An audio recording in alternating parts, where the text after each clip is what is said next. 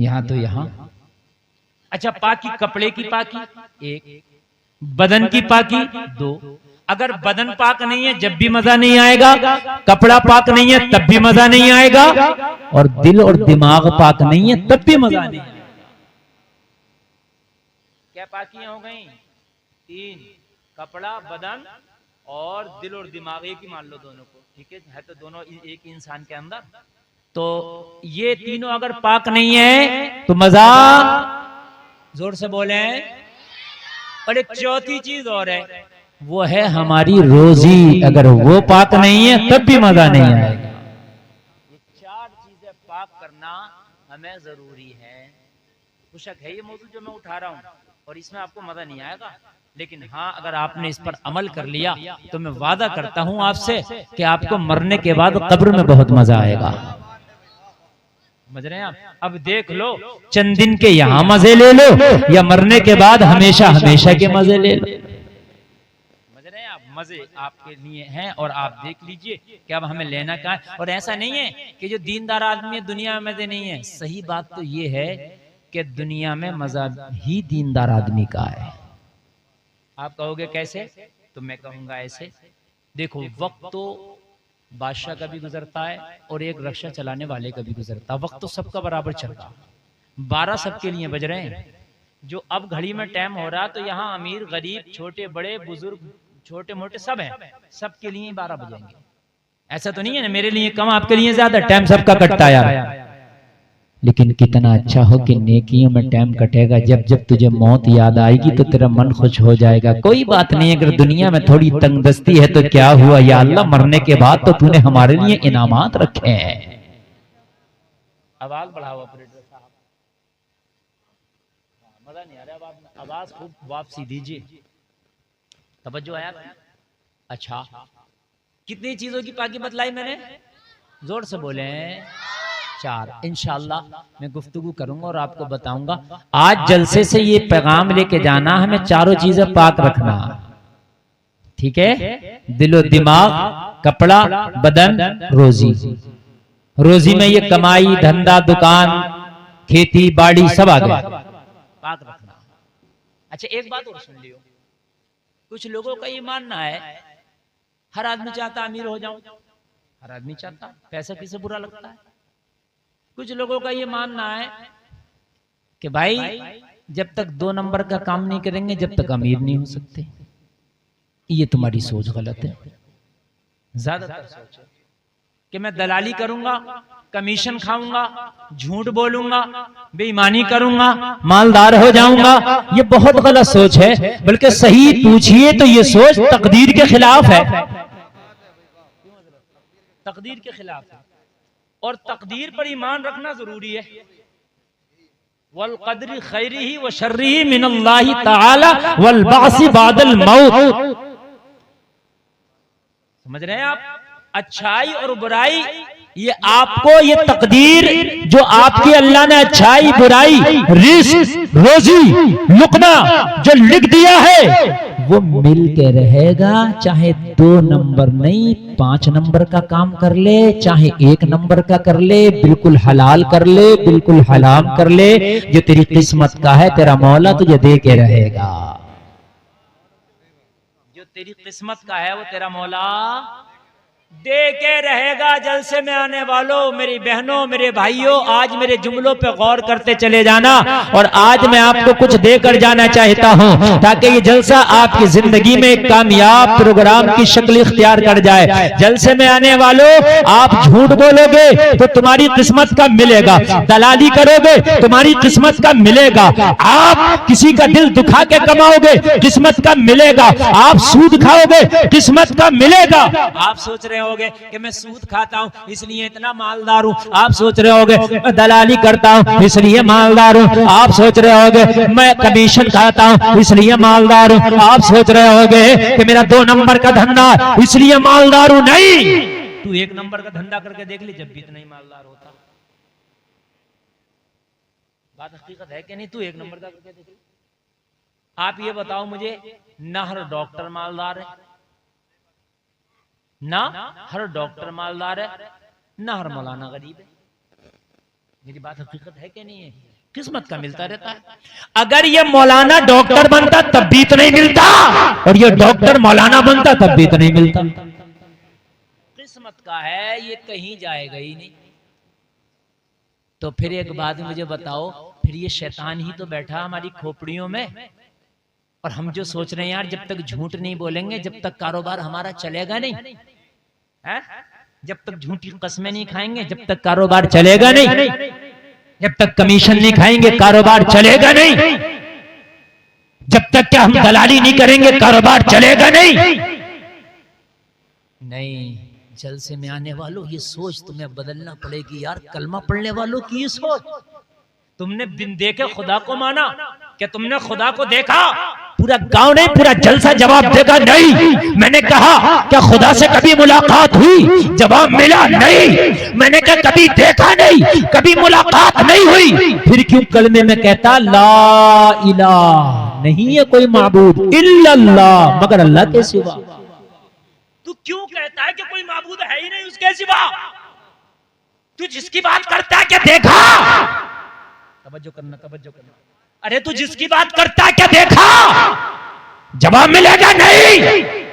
तो मैंने कहा फिर तेरा तो ईमान ही इसी पे टिका पड़ा है कि वो है। तेरा तो ईमान ही इसी पे टिका पड़ा है कि वो है, और तू सबका इनकार करके कहता इल्लल्लाह। बल्कि उस पर तेरा ऐसा यकीन है कि जब तुम नमाज पढ़ते हो और जब कहते अशहदु अल्ला इलाहा, जब जबान मना करती है मैं गवाही देता हूं नहीं है कोई माबूद, तो उस वक्त उंगली उठा के कहते हो जबान मना कर रही है लेकिन है एक। उंगली उठा के कहते हो आप अशहदु अल्ला इलाहा। आप कहते हो कि जबान तो मना कर रही है, कोई माबूद नहीं है, मगर मेरा ईमान वो नहीं है जो जबान कह रही है। अभी मेरा ईमान ये है, एक है। यानी इतना यकीन है कि थोड़ी देर जबान मना कर रही है वो भी बर्दाश्त नहीं है आपको, उंगली उठा दी नमाज में आपने। यही तो इसलिए तो उंगली उठाते हैं, ये जो अशहदु अल्लाह पे उंगली उठाते हैं नमाज में तशहुद पढ़ते वक्त, तो क्यों उठाते हैं? जबान मना कर रही है कोई माबूद नहीं है, तो इतनी देर भी बर्दाश्त नहीं है ईमान को कि जबान, जबकि जबान फौरन कहने वाली है इल्लल्लाह, मगर अल्लाह है, मगर पहले मना किया तो इतना भी बर्दाश्त नहीं कि थोड़ी देर मना करे तो खामोश बैठा रहे। नमाज में भी उंगली उठा दी, जबान तू मना कर रही है मगर एक है।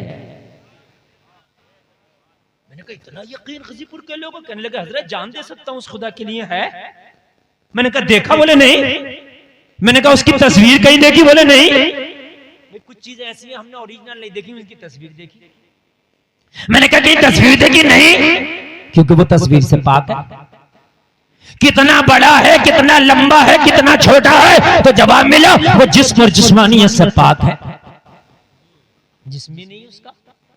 मैंने कहा देखा नहीं, तस्वीर नहीं, मुलाकात नहीं, फिर इतना यकीन क्या है, लड़ने मरने तैयार, तो तुम कहोगे हजरत वो है, इसीलिए तो यकीन है कि वो है। तो मैंने कहा जब बिन देखे खुदा पे यकीन इतना पक्का है कि वो है, तो इस बात पे भी यकीन कर ले कि जब वो है तो अगर तू सच्चाई से काम करेगा तो तेरी किस्मत का देके रहेगा, ये बात भी है। बेशक बेशक, सुभान अल्लाह, ये मिलेगा या रसूल अल्लाह। तेरी किस्मत का मिलके रहेगा अगर वो है। या तो ये कह दे वो नहीं है, या तो ये कह दे वो नहीं है।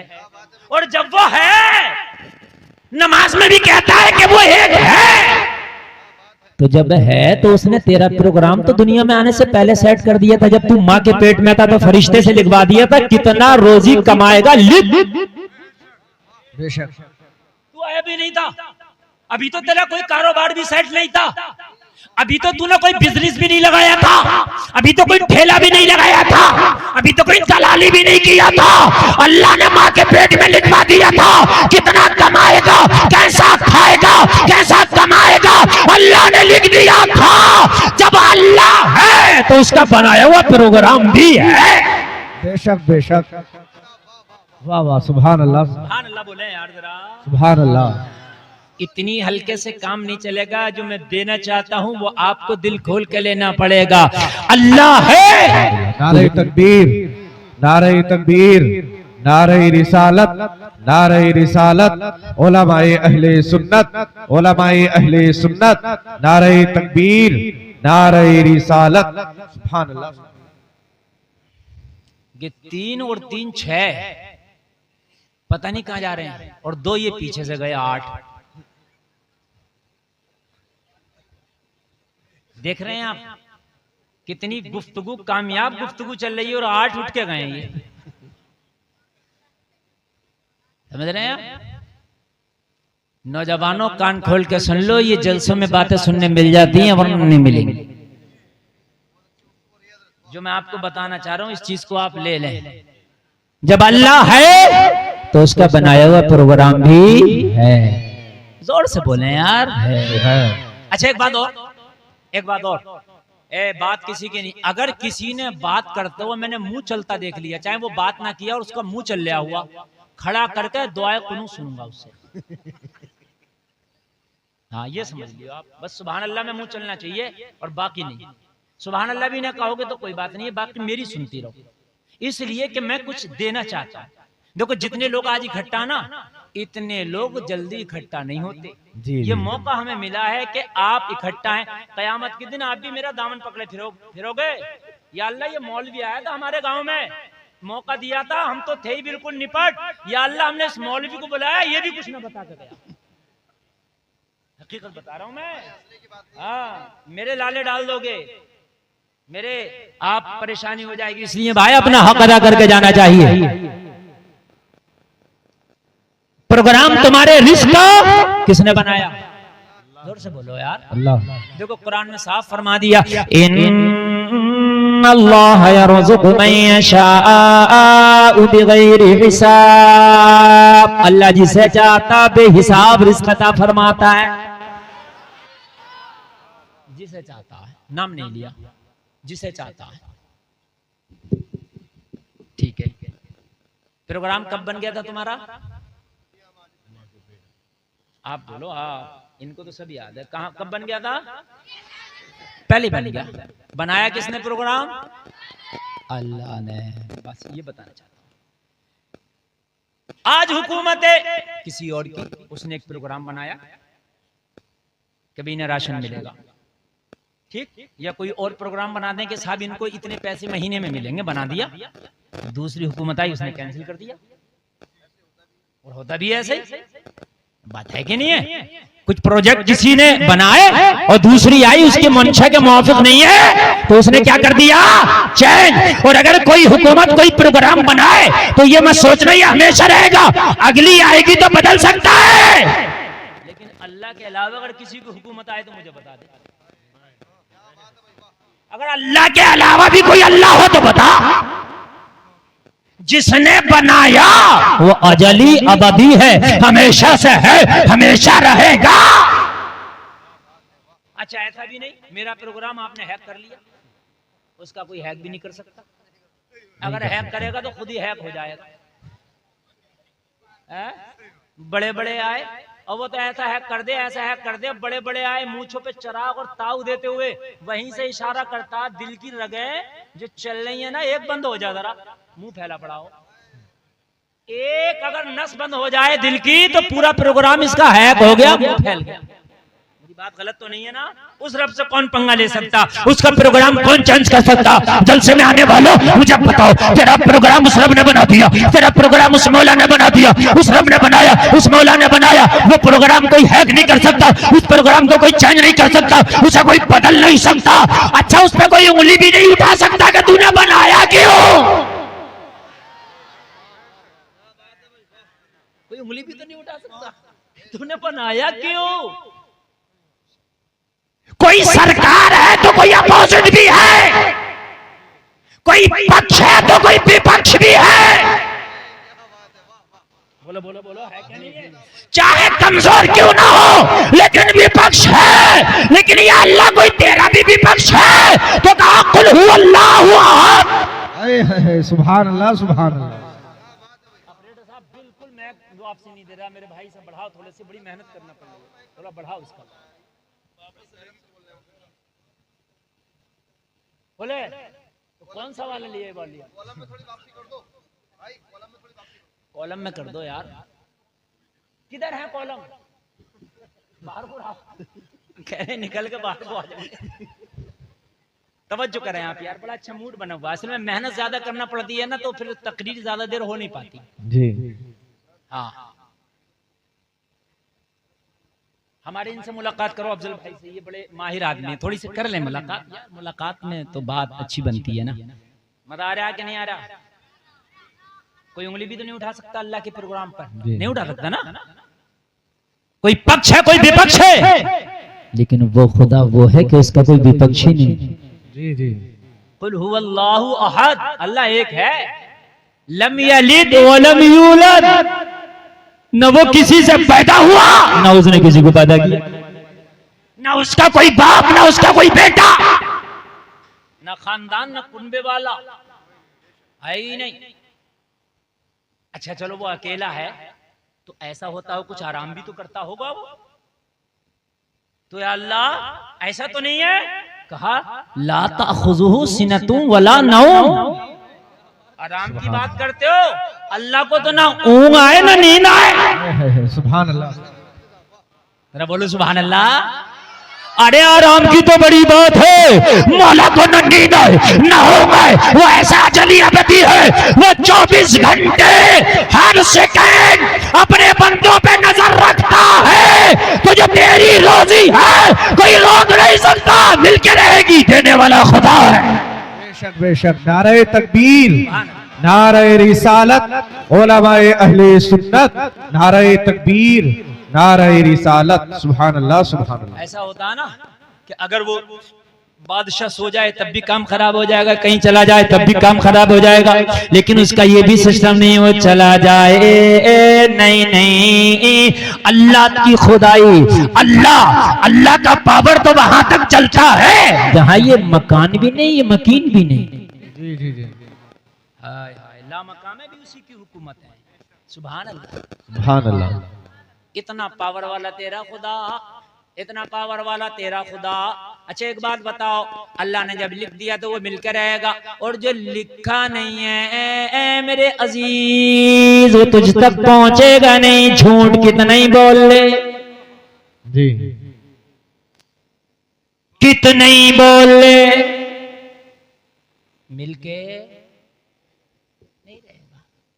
एक अल्लाह वाला ना सफर कर रहा, वो टांगों के सफर पहले सफर टांगों में होते थे, घोड़ी पे, ऊंट पर टांगे, बग्गी, वो बग्गी में टांगे पे सफर, अल्लाह वाला बैठा था और कोई एक शख्स हजरत के पास में था, और जो पास में था वो ईमान वाला नहीं था, वो उसका ईमान ही नहीं था इस्लाम पे, वो दूसरे मजहब का था। कहने लगा हजरत आपका ईमान है किस्मत का मिलकर रहता है। बोले बेशक मुकद्दर का मिलकर रहता है। कहने लगा अच्छा। एक चावल का दाना निकाला जेब से, कहने लगा बताओ ये किसके नाम का दाना है? अब यार वो अल्लाह वाले थे, अल्लाह वालों की तो आंखों से हिजाबात उठ जाते हैं। अल्लाह वालों ने देखा चावल के दाने को, कहा मत इम्तिहान, लेकिन नहीं हजरत बताइए इस दाने पे नाम किसका? आपका ईमान और आपका यकीन देखना चाहता हूं कि आपका जो मजहब है वाकई ठीक है, ठीक है। लोगों जरा ईमान मजबूत कर लेना, कान खोल करके सुनो। जो कसमें खाते हो, खुदा की कसम मुझे तो इतने की पड़ी है, अरे कसमें क्यों खा रहा? तेरी चीज है, तेरी 9 की है, तू 12 की बेच दे। कसम क्यों खा रहा है? तो खुदा की कसम मुझे 11 की पड़ी है, क्यों हराम कर रहा है इसे? तू तो ये क्या भाई मुझे तो 5 रुपए की पड़ी है, मैं तुझे 10 की दे रहा हूँ, मुझे कितने की पड़ी है इससे क्या मतलब है? तिजारत है, मुनाफा लूंगा। जी जी। और हर आदमी जानता है तिजारत करने को यार ऐसे थोड़ी बैठा है, बीवी बच्चे, हर आदमी मुनाफा लेगा। वो अहल्लल्लाहुल बैअ व हर्रमर रिबा, अल्लाह ने जो है बै को जायज किया है, तो आप जो है तिजारत करें, शौक से करें, मगर फिर भी कसम खा रहा है झूठ। हजरत इस दाने पे किसका नाम? कहने लगे क्या करोगे पूछ के? बोले आप ही कहते हैं कि आप ही लोगों में सुना मैंने कि दाने दाने पे लिखा, खाने वाले का नाम बताओ किसका नाम? अब चावल के दाने पे नाम थोड़ी लिखा था, लेकिन वाकई नहीं लिखा था, लेकिन अल्लाह वाला अपनी पे आ जाए तो वो पढ़ भी लेगा लिखा किसका। अल्लाह वाला तो अल्लाह वाला ठहरा, अल्लाह वाले के सामने कहां टिकती है सारी ताकतें, सारी पावरें, सारे कंप्यूटर, सारा सिस्टम, सारा एडवांस सिस्टम फेल अल्लाह वाले के सामने।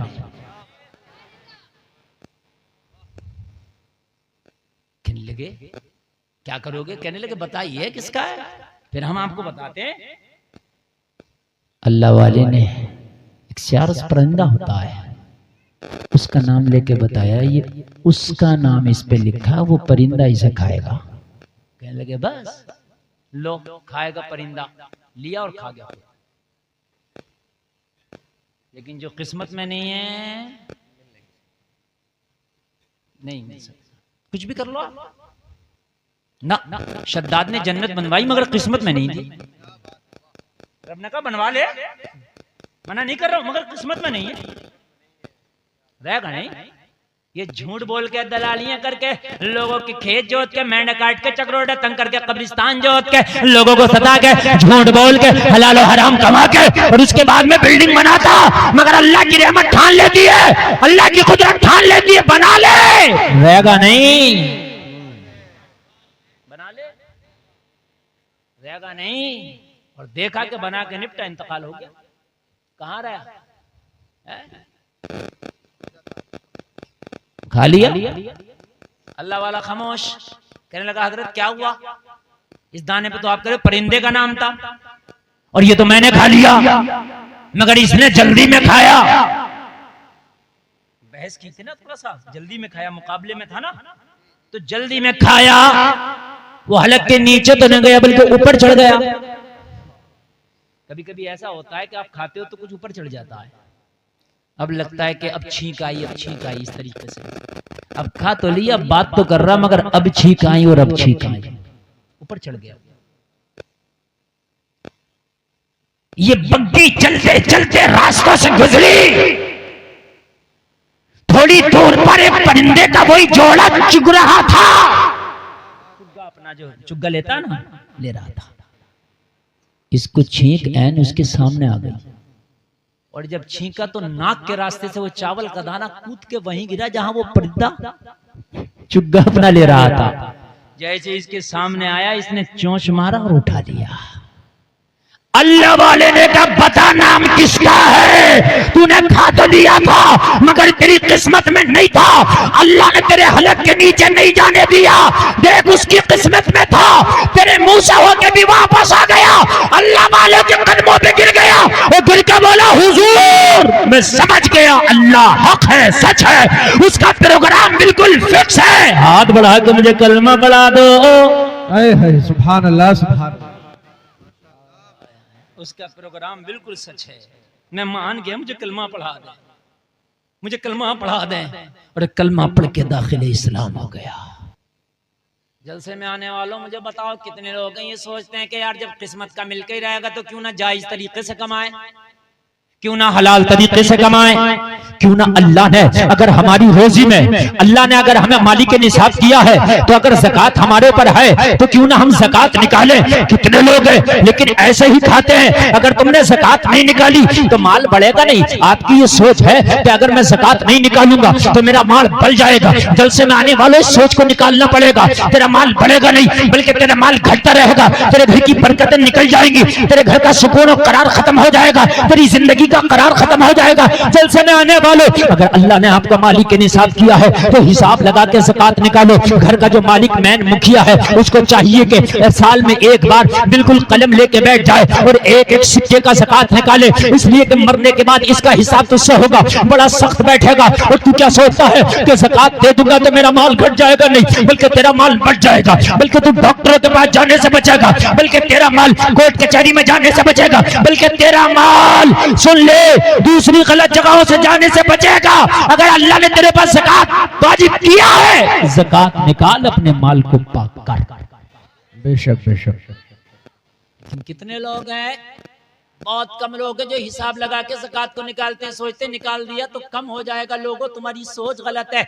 जलसे में आने वालों एक कान खोल करके सुनो, आप दुनिया का कोई भी काम कर लो मगर उसमें ऐसी गारंटी नहीं है। अगर आप तालीम के लिए अपने बच्चों को कहीं कॉलेज में लेके जाओ तो कॉलेज वालों से बात करो, मैं अपने बच्चों का एडमिशन कराना चाहता हूँ, तो कॉलेज वाला कहेगा पहले उसकी फीस जमा करना पड़ेगी, बाद में इसका एडमिशन होगा। अगर आप ये कहो मुझे दवाई चाहिए तो डॉक्टर कहेगा पैसे पहले चाहिए, उसके बाद में तुझे दवाई मिलेगी। अगर आप कहोगे मुझे सफर करना है तो टिकट वाला कहेगा पैसा पहले टिकट बाद में मिलेगा। अगर आप कहीं आपको खेती का काम करना है, आप बीज लेने के लिए जाओ तो बीज देने वाला कहेगा बीज बाद में, उसका पैसा पहले। आप कहोगे मैं बीज का पैसा तो दे रहा हूं, क्या खेती की गारंटी है? तो कहेगा नहीं। आप कहोगे कि मैं पैसा तो पहले दे रहा हूं, मेरे बच्चे की तालीम की गारंटी है? स्कूल वाला कहेगा नहीं। आप कहोगे डॉक्टर से मैं पैसा पहले दे रहा हूं, लेकिन क्या शिफा की गारंटी है? डॉक्टर कहेगा नहीं। मगर ज़कात का निजाम अल्लाह ने ऐसे बनाया कि अल्लाह पहले तुम्हें माल अता फरमा रहा है और 1 साल उस माल को खूब अच्छे से इस्तेमाल करो।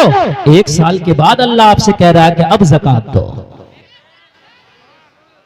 1 साल के बाद बताओ ऐसा निजाम है कहीं? मुझे बताया।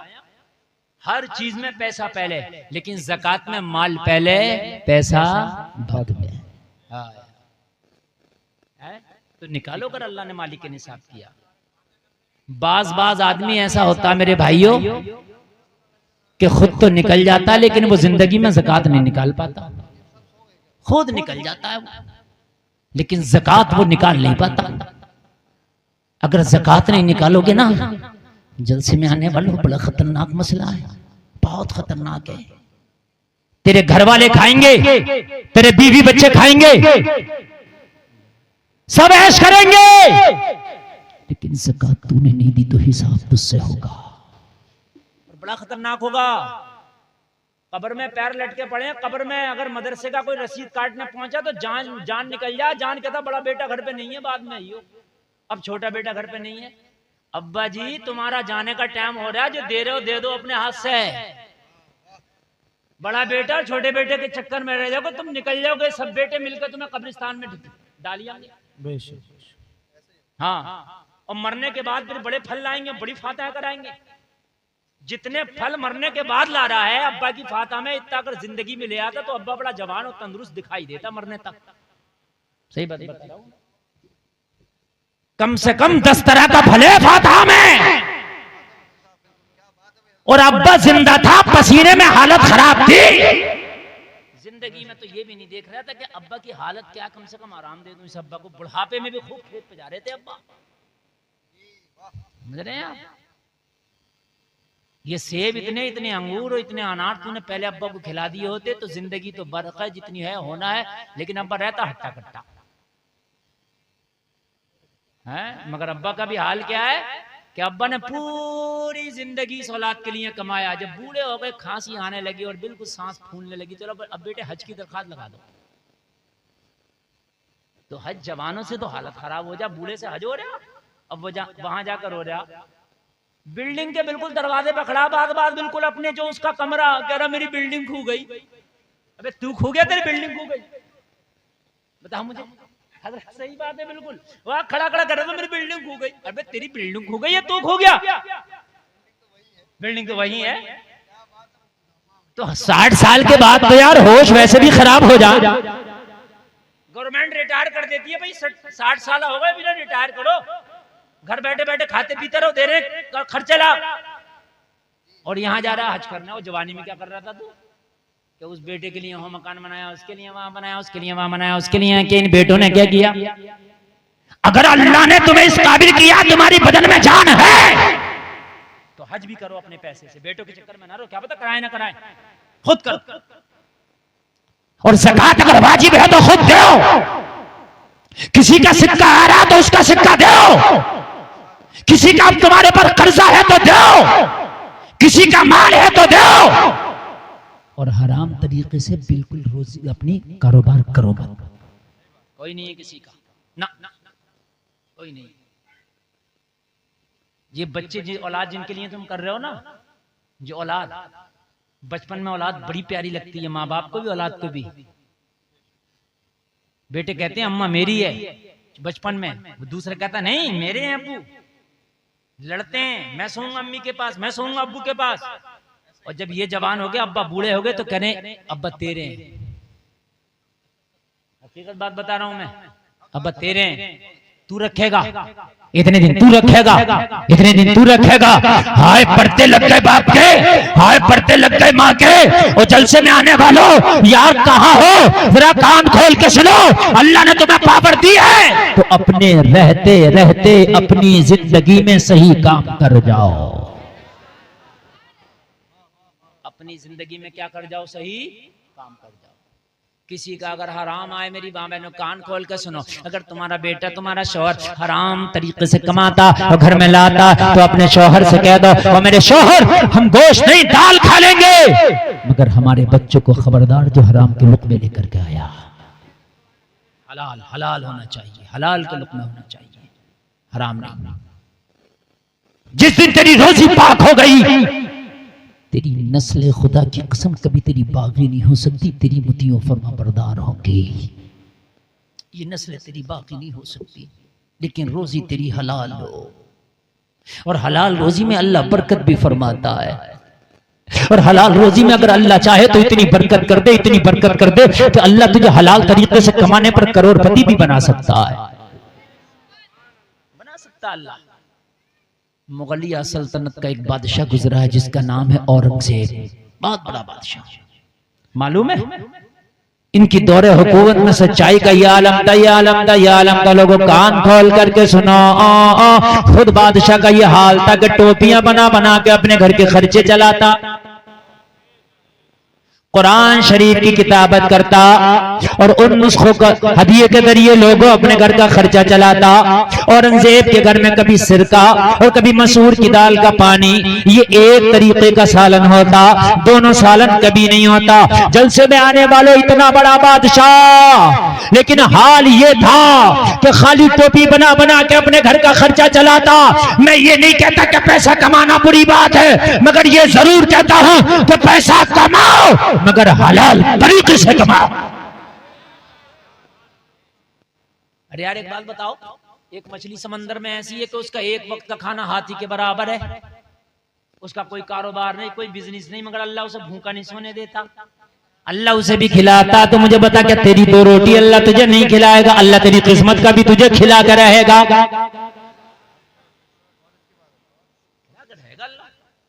अच्छा एक बात और बताऊं मैं आपको, 18,000 मखलूकात अल्लाह की, एक इंसान है इसका कारोबार है, बाकी किसी का कारोबार ही नहीं है। सबके पेट भर रहे हैं, इस इंसान का ही पेट नहीं भर रहा। बात हकीकत है कि नहीं? पेट सबके भर रहे हैं, हाथी का भी पेट भर रहा, परिंदों का भी पेट भर रहा, चरिंदों का भी पेट भर रहा, मछलियों का भी पेट भर रहा, सबको पेट। और अल्लाह ऐसा भराता है कि सबको वही खिलाता है जो वो खाना चाहता है। अरे अल्लाह की मखलूक में कुछ शाकाहारी है और कुछ मांसाहारी है, बोलो है कि नहीं है? जो मांसाहारी है अल्लाह उसे मांस खिलाता है, जो शाकाहारी है अल्लाह उसे शाकाहारी खिलाता है। बोलो खिलाता कि नहीं खिलाता है? मखलूक इतनी वो क्या क्या खाती हैं उनका नाम तो दूर रहा, उनका ये भी पता नहीं होगा ये ग़िज़ा क्या खाएंगे, और अल्लाह उनकी ग़िज़ा भी मालूम है क्या खाएंगे, सब खिला रहा। तो बताओ हमें कैसे नहीं खिलाएगा? मेरे भाई बताइए कैसे नहीं खिलाएगा? हैं? औरंगजेब के एक उस्ताद थे मुल्ला अहमद जीवन, सुभान अल्लाह। मुल्ला अहमद जीवन बहुत बड़े आलिम का नाम है, बहुत बड़े आलिम। औरंगजेब ने चाहा कि हजरत की दावत कर दूं। औरंगजेब ने दावत करके मुल्ला अहमद जीवन को खत भेजा, हुजूर आपकी दावत है, तशरीफ ले आए दिल्ली। हजरत भी हजरत ही थे।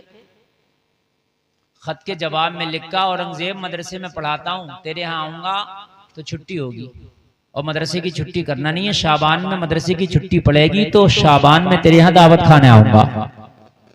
सुभान अल्लाह बोल दो। अगर आज का होता तो सब कुछ छोड़ दो, बादशाह का नौता आ गया मियाँ, पहले दावत खाई जाएगी, बाद में देखा जाएगा। बादशाह शहंशाह हिंदुस्तान, मगर कहा चाहे शहंशाह हिंदुस्तान हो या कोई हो, लेकिन जाएंगे जब मदरसे से छुट्टी मिलेगी। अच्छा बादशाह भी ऐसा था, आज का होता तो तकब्बुर वाला, घमंड वाला, तो कहता भाई जरा पकड़ के लाओ, ये मौलवी आया नहीं, इसे पकड़ के लाओ और वहीं से लठ्याते हुए लाना। हकीकत बताने है ना, हाँ आएगा क्यों नहीं? हम बादशाह, लेकिन बादशाह खुश हुआ। हजरत वाकई आपको अपनी जिम्मेदारियों का एहसास है। बादशाह ने शाबान में इंतजार किया। शाबान में लोगों जरा गौर करो, मुल्ला अहमद जीवन दिल्ली दावत के लिए पहुंचे, बादशाह के दस्तरखान पे बैठे। जलसे में आने वालों जरा कान खोल करके सुनो। बादशाह के दस्तरखान पे बैठे, दो तरह का सालन आया, मसूर की दाल का पानी पतला और सिर का रखा गया और रोटी रखी गई। अब मुल्ला अहमद जीवन कभी बादशाह के चेहरे को देखता है और कभी दस्तरखान को देखता है। कहा, बादशाह क्या बात, ये मेरे साथ मजाक तो नहीं है? मुझे कहां से तूने बुलाया? मैं अमेठी से यहाँ दिल्ली आया हूँ। पता कितने दिन का सफर करके आया हूँ, कितनी मशक्कत से आया हूँ, कितनी परेशानियों से आया हूँ।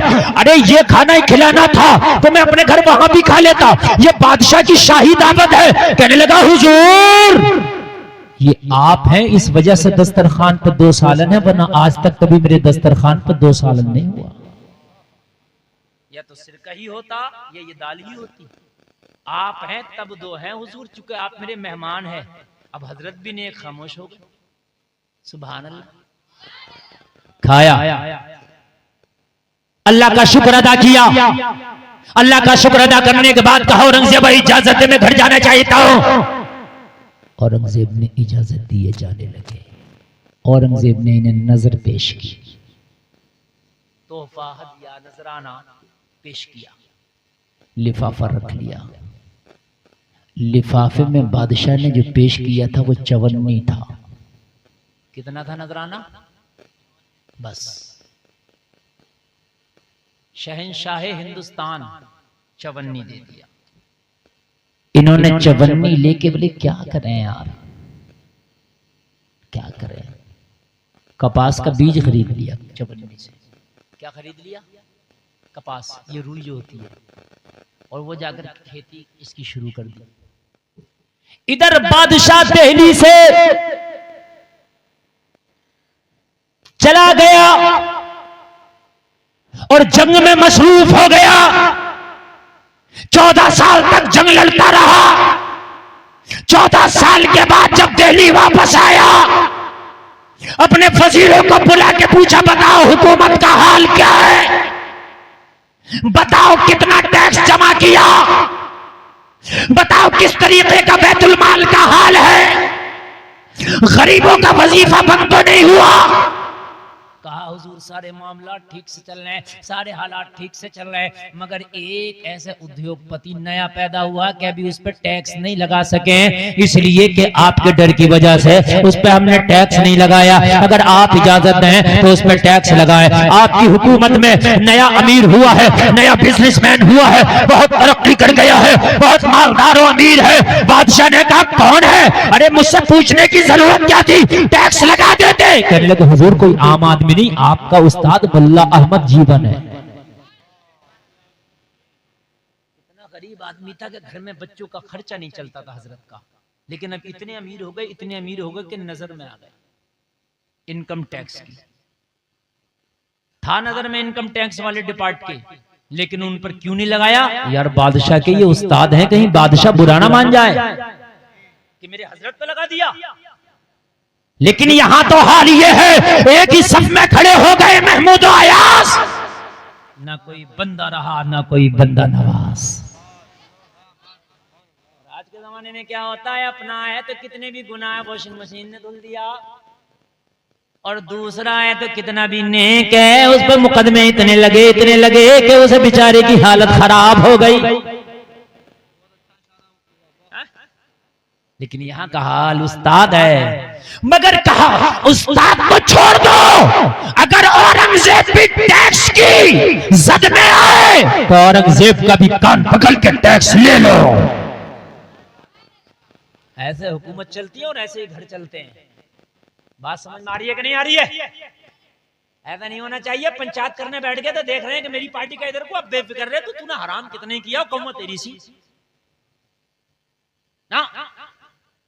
खबरदार, अगर किसी का फैसल बन के बैठे हो, किसी का फैसला करने बैठे हो, तो ये देख तराजू तेरे हाथ में दी है, फरिश्ता नामा अमाल में लिख रहा, अगर किसी का हक मार लिया, ये गरीब तो खामोश होकर अपने दिल को दबा के बैठ जाएगा, मैदान महशर में हिसाब तुझे देना होगा। बड़ा खतरनाक मसला है कितनों के मामले लोगों आज इन पंचों की वजह से खराब हो गए, इसलिए कि पंचों ने फैसले ऐसे कर दिए बिल्कुल नाजायज कि गरीब को बिल्कुल सरासर दबा दिया, और अपने आप को कहता है कि मैं बहुत बड़ा पंच हूं, मैं बहुत बड़ा पंच हूं। मियां दुनिया की पंचायतें हम करते हैं, ये देख तूने सही कितनी की है, वही है तेरी पंचायत जो तूने सही की है। हजरत औरंगजेब ने कहा मुल्ला अहमद जीवन को खत लिखो कि वो आए दिल्ली, टैक्स बाद में लगाऊंगा, पहले ये पूछूंगा इतना माल आया कहां से। टैक्स बाद में लगाऊंगा, पहले पूछूंगा कि इतना माल आया कहां से। खत लिखा, मुल्ला अहमद जीवन को फौरन तलब कर लिया। शाबान की छुट्टियों में मुल्ला अहमद जीवन फिर बादशाह की बारगाह में हाजिर। औरंगजेब किस लिए बुलाया? कहा हुजूर ये बताइए कि आप तो बड़े गरीबी हालात से गुजर रहे थे, मैं 14 साल जंग में मसरूफ रहा, मराठों से लड़ता रहा, ये बताइए कि इन 14 साल में ऐसा कौन सा बिजनेस और कारोबार कर लिया कि आप टैक्स की जद में आ गए। कहने लगे बादशाह ये मुझसे न पूछिए, खुद से पूछ, मैं तो खुद तुझसे पूछने वाला था ये बात कि मैं इतना मालदार कैसे हो गया। हैदरा बोलो सुभान अल्लाह। देखो मैं फिर आपसे कह रहा हूं, आपको इस तकरीर में वाकई मुझे लग रहा है कि खुशक लग रही है, आपको ऐसा लग रहा है मजा नहीं आ रहा, लेकिन यकीन मानना कि मैं आपकी इस्लाह करना चाहता हूं। मैं खूब जानता हूं, मैं इतने नारे लगवा दूंगा इस महफिल में से, इतने नारे लगवा दूंगा, 14 साल का पुराना मंझा हुआ मुकर्रिर हूं मैं, कोई नया नहीं हूं, मैं सब जानता हूं। हाँ मैं इतने नारे लगवा दूंगा आपसे कि सब खड़े होकर नारे लगाओगे, मैं सब जानता हूं। हाँ 2 मिनट लगेंगे, लेकिन आप, मैं समझ रहा हूं, मैं ये भी समझ रहा हूं कोई नखून काट रहा, कोई दांत काट रहा, वो वाली तकरीर नहीं कर रहे जो हमने नेट पे सुनी थी। तो जो नेट पे सुनी थी वो तो सुनी ली, वो ना करूं जो सुनी नहीं है। हम वही मौलाना तो नहीं है जो कर दी उसी को घुमा रहा है, अपने अंदर यही तो चीज नहीं है। समझ में आई कि नहीं आई? अच्छा इतनी बात समझ में आ रही है कि नहीं आ रही है? मुल्ला अहमद जीवन बोले औरंगजेब ये बात मैं तुमसे पूछने वाला था, ये बता मैं इतना अमीर हो कैसे गया। कहने लगा हुजूर माल आपका, अमीर आप हुए, ये मुझसे पूछेंगे आप? कहने लगे हाँ तुझी से तो पूछूंगा, तो पूछिए पहले मुझी से पूछो। बादशाह बोला हुजूर पहले मुझी से पूछो। तो बोले ये बता कि वो तेरी चवन्नी कहां की थी, उस चवन्नी का कमाल है जो इतना अमीर हो गया। सुभान अल्लाह बोलो। ये हराम के कमा तो बहुत लेते हो, लगते हैं बहुत, लेकिन पता नहीं है एक बार में एक ही झटके में चले जाते हैं, एक ही झटके में साफ कोस मोस चला गया तो एक बार में कई धानों की फसल ले जा। मेरी बात गलत तो नहीं है? कई धानों की उशर नहीं निकाल रहा, उशर बात तो क्या हजरत, तो उशर होता क्या है? दे दो, हो सकता है कि अल्लाह घर से बीमारियों को दूर कर दे, अल्लाह घर से परेशानियों को दूर कर दे, अल्लाह घर से तकलीफों को दूर कर दे। दे दो। जलसे में आने वालों जरा गौर करो, अब मेरे जुमले को कान खोल करके सुनना। मुल्ला अहमद जीवन ने कहा ये तेरी चवन्नी का कमाल है, औरंगजेब ये तेरी चवन्नी है कि जिस चवन्नी की वजह से अल्लाह ने मुझे इतना अमीर कर दिया।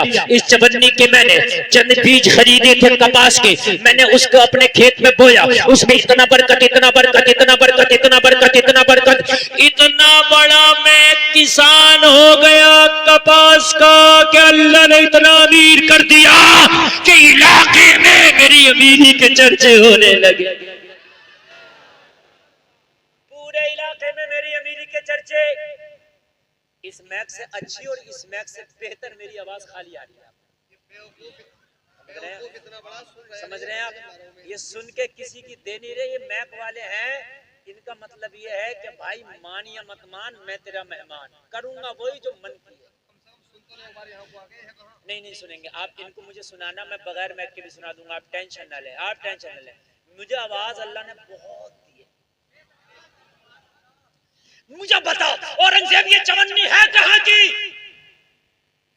औरंगजेब अर्ज ने कहा हुजूर इस जवन्नी के बारे में न पूछो, ये एक राज है जो मेरे रब के दरमियान पोशीदा है। हाय हाय, एक राज है। कहा तुझे बताना तो पड़ेगा। कहने लगा हुजूर ये मैं नहीं बता पाऊंगा, एक राज है, इस राज को मेरे और मेरे रब के दरमियान रहने दे।